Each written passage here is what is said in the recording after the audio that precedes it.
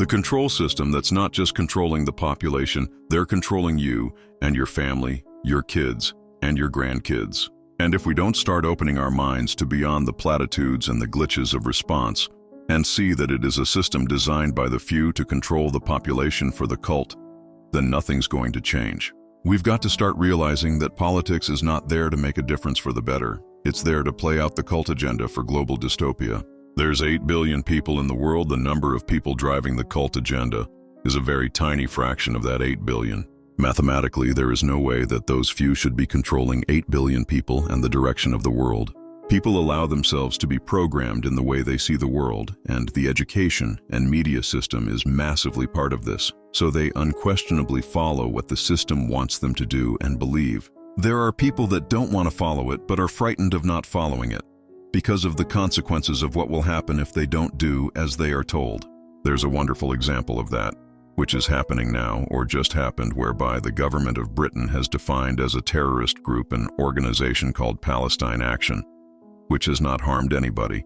But if anyone says they support this group, they are arrested. So lots of people congregate in London with banners saying, "We support Palestine Action." Hundreds and hundreds of them are arrested by these pawns of the system called the police. And I'm looking at the reaction on the internet of people of the right, who overwhelmingly support Israel and what's happening in Palestine, and they're cheering the arrests of these people who are protesting the genocide in Gaza. A little while back, when the Labour Party government of Starmer first came into power, we had an horrific incident in Southport in the northwest of England, where some children were deleted in a dance school, and people were posting their anger and fury on the internet relating to migrants, and the sentences they were given were outrageous and ludicrous for posting an opinion on the internet. The right was rightfully furious at the sentences, and they said this is fascism. But who do the supporters of the right think was arresting the people in London for protesting against the Gaza genocide? It was the same force that was arresting the supporters of the right for making comments on the internet regarding the Southport incident.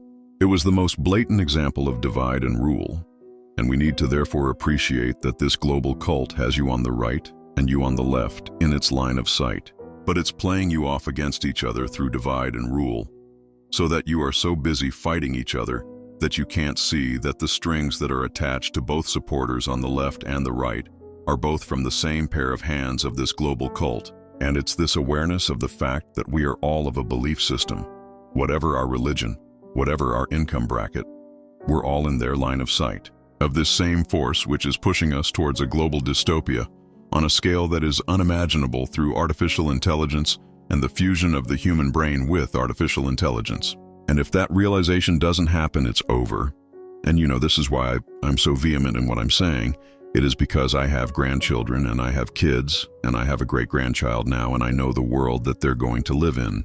Unless people get their backsides into gear, stop fighting among themselves, and start realizing we should all focus on a common threat. Of course, belief systems that are not to be questioned are the creations of this cult.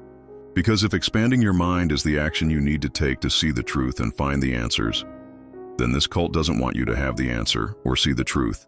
It wants you in some form of myopia. They will get you to follow a belief system on the political right.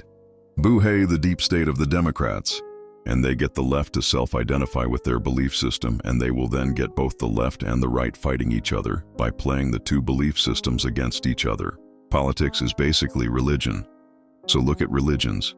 If you're a Christian, then you are unquestionably a Christian. Then there's areas of research where you will not go, because it will breach your Christian belief system. If you're a Muslim, there's vast areas you will not go because it will breach your Muslim belief system. Same if you are a Hindu or whatever. Same if you're of the political right or left, and what does that mean? It means people are self-limiting their sense of the possible so that they don't see the truth. It's targeting all of us. Yes, left, right, Christian, Jew, Muslim, Hindu. But because of this belief system prison that people live in and are invested in and are manipulated to believe, they will never see the truth. People don't see the picture where the answers lie. And the reason I'm so vehement about it now is because the walls are closing in faster as each day passes. Time is running out for all of us. And if we are not careful, we will lose everything.